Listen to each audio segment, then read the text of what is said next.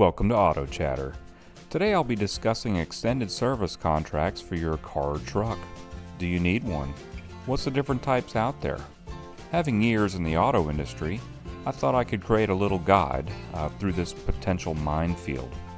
As always, facts, opinions, and speculation will be given. Please give a like and subscribe if you enjoyed the video. Now let's begin.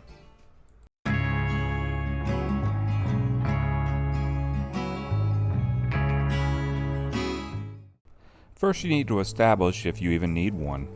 If you're not planning on keeping the car long, or it's new or nearly new and still has factory warranty. Maybe you don't drive a lot, so a warranty may not be worth your money. Your factory warranty takes priority if a repair is needed, so that extended service plan you bought doesn't even kick in until the factory warranty expires. Don't spend money on something you likely will never make use of. Are you looking into a car that's not known for reliability? Then you might want to look into some extra protection. You may have an idea how long you're keeping a car or how many miles you're planning on driving it annually. Look into a warranty that fits that duration. Don't pay for more that you may not need.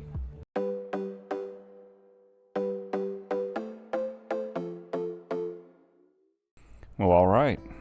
There's different types of warranties to go with. With new or late model cars sold at the dealership, the manufacturer has on offer plans and you're going to be shown different ones at time of purchase.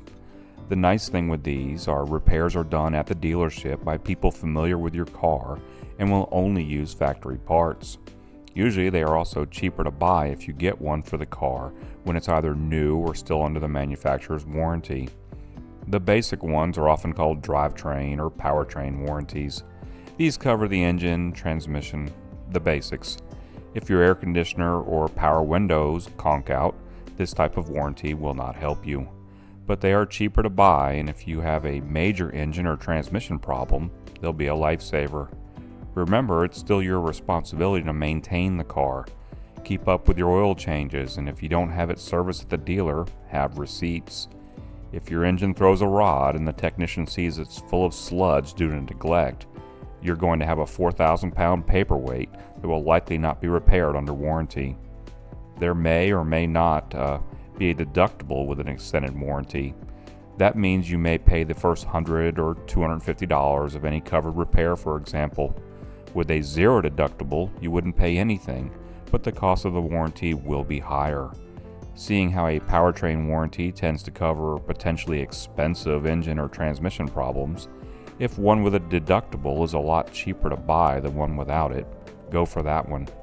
The dealer likely also will have higher tier levels from powertrain, or several to choose from. All of the components covered can be requested.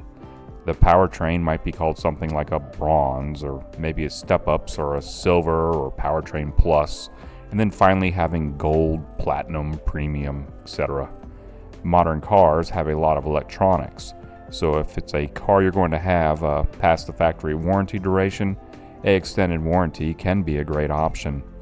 Car audio, for example, can set you back thousands, and most cars now have infotainment systems and touchscreens with other features and controls tied into your vehicle. You can't just replace your radio with a Pioneer you bought at Walmart anymore in most cases. You have safety sensors and features that can get expensive too. The premium plans tend to cover just about everything and may even be presented as a bumper-to-bumper warranty. It's not, but it's pretty comprehensive. It's easier to list generally what's not covered. Paint, weather strips, glass. Some other cosmetics are usually not covered, like seat material or gear shift wear may not be covered. Maintenance items like brake pads, tires, batteries, oil changes, filters, etc. are not part of these. You can purchase prepaid maintenance though separately. You can also look into buying road hazard plans for future damaged wheels and tires, or even paint, dent, and scratch protection plans. Extended and factory warranties do not cover a failure caused by physical damage, so if your blind spot monitor is broken due to your mirror or bumper being smacked, it will not be covered. The main drawback to the manufacturer plans is price. They can seem high, But there's some third-party warranties out there that are not worth the paper it's printed on. Peace of mind may be important to you, and a manufacturer-backed plan is usually a stable bet. Manufacturers may have certified pre-owned cars that come with a warranty. These can be nice, as the warranty on them may even exceed what the original buyer of the car got with it. If you do end up parting with a car before the warranty expires, it may be transferable to the new owner as an added incentive if you're selling it. Or you may be able to cancel it early and be partially reimbursed. So look into that if it's an option. I've seen countless cars with active service contracts from the previous owner that are now useless. That's your money left on the table.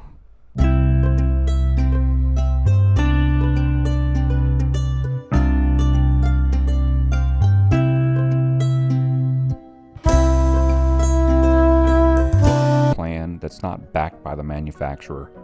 You might even buy one from the dealer. The dealership itself may have their own, or also offer third-party plans, especially on older cars they sell, or used cars that are a different brand from what they carry new. You can also find them in some cases from your local bank or credit union, your insurance company, internet or TV ads, and independent used car dealerships. You don't have to take the car to the dealer for repairs on them usually, as they are often honored at independent shops as well as dealerships. I would suggest, if possible, taking it to the dealer of the brand your car is, or an independent shop that specializes in that brand if possible. Let's say you bought a used BMW at a Nissan dealer and bought a warranty. Take it to BMW. The Nissan dealer won't have the specialized equipment for that brand and certainly won't have the parts on hand for it.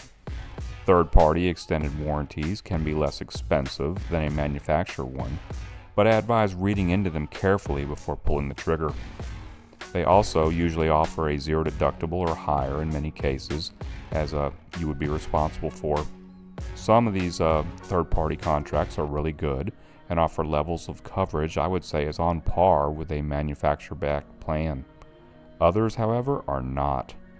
Well, that's kind of vague chatter. Any advice on a quick way to tell a good one from a bad one? Well, without naming names, as there are several, I can provide you with some red flags. Third-party plans may not replace parts with factory ones. You might get some eBay specials instead, or even used parts in some cases on your car. That's all in the very fine print too. They may also have a cap on how much labor per hour they are willing to pay. What that means is that a starter motor, for instance, they approve for 3 hours labor is great, but the contract is only paying $75 an hour, and the shop you're at has a labor rate of, say, $200. That means you're paying a deductible now, plus the $375 difference in the labor the contract does not cover. And odds are the part approved for replacement is the cheapest aftermarket one available. Maybe it's from Wish.com. I don't know. I avoid any contract that does not cover seals and gaskets. A engine front cover or valve cover gasket can be a costly fix and even kind of common on an older car, and they will not cover it. Or you find out your alternator is bad because an oil leak that's not covered ruined that part, so that alternator is no longer covered. Read the component coverage carefully. So if it says a valve cover is covered, but not the valve cover gasket, I'm betting the warranty is trash. Ones that advertise any car or any mileage is covered with no inspection that's required should raise a red flag. I see some of this junk on TV and it takes advantage of people, so just be careful. Do a little research and if possible, find some reviews. As with the manufacturer extended warranties, have a good idea how long and how many miles you plan on driving, and match it up with a contract accordingly. Anyway, this has been my brief extended warranty guide. I hope you found it helpful. Comments and questions are certainly welcome. Please give a like and subscribe if you found it informative. Until next time, chatter out.